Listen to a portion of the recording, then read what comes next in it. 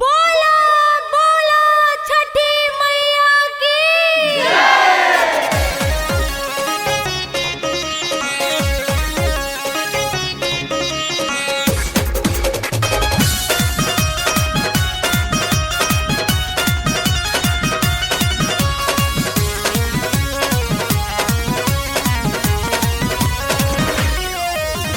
करब हम छठ के बरतिया जाके ले आई फलहार।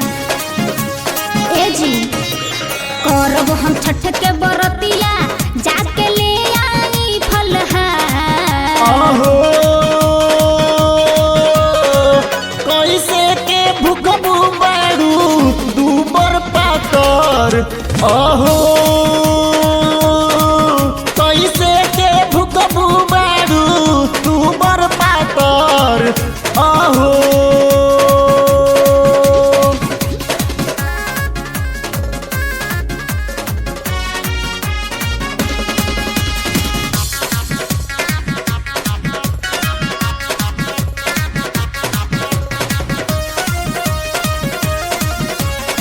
सोचली कि छठ मैया के चरण में जाई के गोदिया में ललना मंगतिया चरा फैलाई के।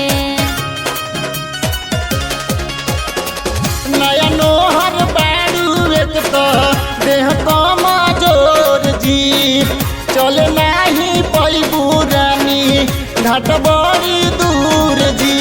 होइहे सहैया छठी मैया गोदिया भरी है मोर। होइहे सहैया छठी मैया गोदिया भरी है मोर। आहो कैसे के भूखबू बारू दूबर पातर। आहो कैसे के भूखबू बारू दूबर पातर। आहो